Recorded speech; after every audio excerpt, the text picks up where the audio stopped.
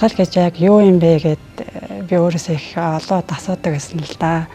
Тэгээд төсөөснөөс бол 1000% илүү байлаа. Ер нь харьцангуй бас тайван байдаг гэж өөрийгөө боддог боловч яг бясалгал руу орж ирээ суугаад эхлэхэд бол бас тайван биш. Тэр дотор нуугдсан, хаагдсан энэ зүрийн одоо санаа сэтгэл зовоосон мэд юм стрессцсэн маш олон бодлууд байдаг.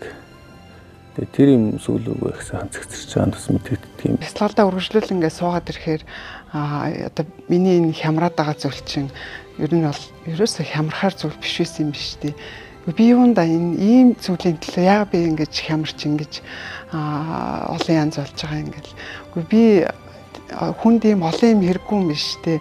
Энэ жижигхэн тэр олон игнүүдэд тавьсан олон орон дээрээ ямар сайхан амарч ямар сайхан тухтай байж чадчихэна. Тэгвэл хүнд их олон ч юм хэрэггүй юм биш үү? Олон юмхаа араас явж байгаа л би эцэст ингээд байгаа юм шүү гэд. Яг энэ ойлголтыг бол анх өгчээсэн надад.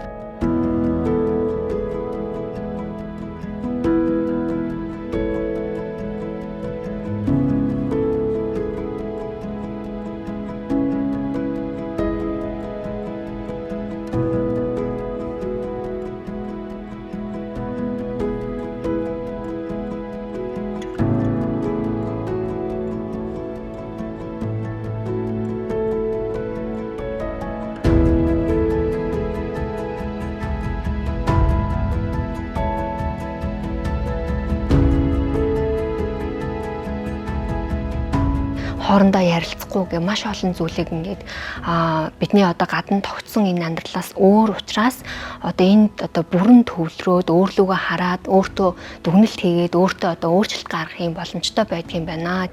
Айл болох одоо дотгошоо хандаж ямар ч нөхцөлд одоо тэгш оршиж амгалантай байх ийм чадварыг өөртөө суулгах ийм боломжийг олгодог бясалгал байна.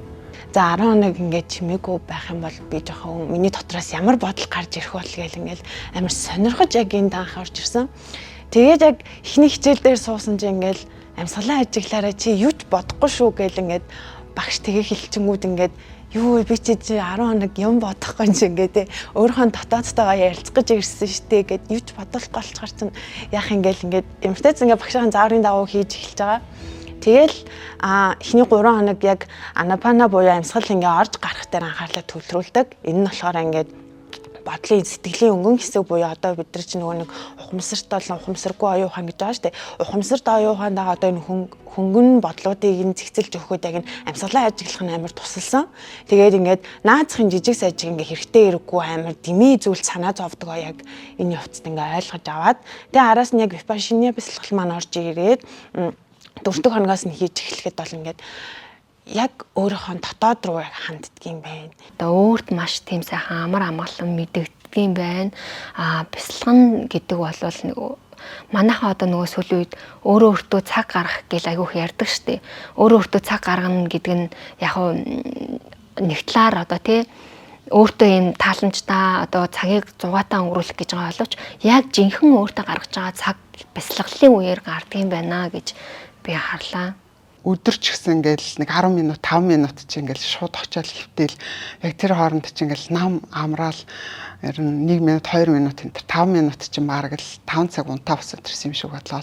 Яг ингээл амраал буцаалаа маш гоё ирч хүчтэй ингээл бясалгалаа эхлүүлдэг.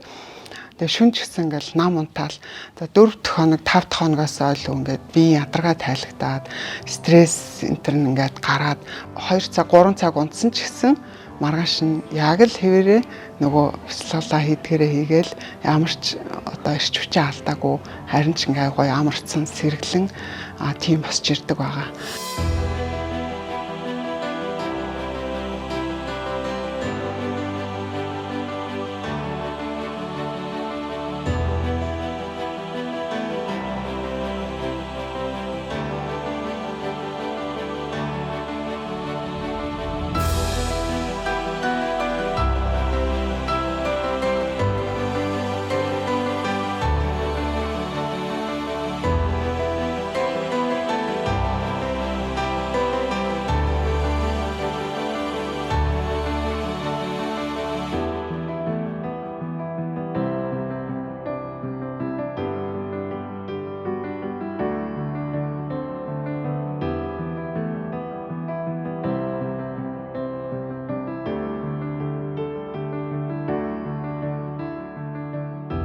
Бишна багш бясалгалт болохоор анх удаага сууж.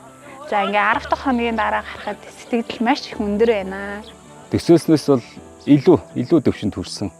Өөрийгөө ийм бас таньж мэдэхгүй, бусдыг таньж мэдэх гэж ном унших гэж ертөнцийг таних гэж их явсан юм байна.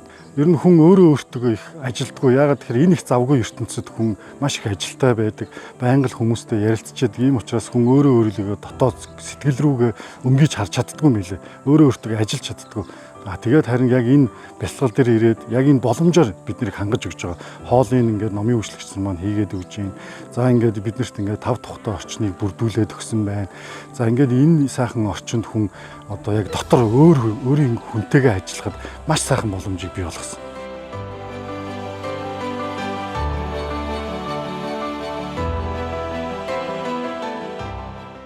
Сэтгэлийнхаа бүх юмыг ингээд одоо уудаа цахан гаргаад одоо нэгсэндээ шинэ хүн болж байгаа юм шиг тийм мэдрэмж өөртөө ямарсан төрөөд байна. Ад саргал гэдэг ерөөсөө хүнд өөрт нь байдаг юм байна. Хүний хажууд байдаг юм байна. Тэ? Сэтгэлийн сайхныг хүн өөрийнхөө зүрх сэтгэлд хурааж болдгийм байна. Нэгэнт одоо цугларсан, үйлээр цугларсан энэ одоо сэтгэлийн хэрүүдийг угаах энэ арга техникийг сураад авчих юм бол, мэдээд авчих юм бол одоо үнэхээр тийм ад жаргалтай тайван сайхан амьдрал ойрхон байдгийн байна гэдгийг л улам сайн ухаарч авлаа. Эхний 2-3 хоног илүү хүнд байсан. Яагаад тэгэхээр бид хэд ч өдөр болгон нөгөө нэг утас тэгэл одоо зурагт гээд ч юм уу ингээд яг амьдралынхаа нэг хэмнэлд орчихсон байдаг боловч яг ингээд нөгөө өөрлөгөө өнгөж ирээд энэ амьсгал дээр ингээ анзаараад өдрийн 10 цаг бясалгал хийгээд суухад бол хүнд байсан. Гэхдээ энийг бол мэдээж давж гарч болдог зүйл юм байна. 10 хоног мэдээж ингэж сууснараа маш их үр өгөөж өгдөг гэдэг бол биеэрээ мэдэрсэн. Мэдээж гэр бүлийнхнийг хамгийн түрүүнд суугаасаа гэж хүсэж байна. Тэгээд бас манай нэг найзаадаг дараа жил олимпиад явж байгаа. Тэгээд тэр найзаагаа бас маш том амжилтанд хүрэхээс өмнө бас суугаад тэгээд бүр тайван амгалан болоод тэр том одоо тамирчин хүн бүр мундаг амжилтанд бас хүрэхэд нь тус нэмэр болох хаа гэж бодож байна. Амьд болж төрсний, хүн болж төрсний одоо хамаг утга учир энд бас нэг суугаад ингээд үзмээр юм билээ. Ингэж үзэж ижил хүн одоо өөрөөрөө энэ одоо туршлагаараа онож мэдж аливаа асуудалд хандах хандлага тэгш амгалан байх гэдэг энэ хамгийн чухал энэ ойлголтыг бол эндээс л та бүхэн олж авна. Тэгээ та бүхнийг бас энэ бясалгалд бас суугаасаа гэж хүсэж байна.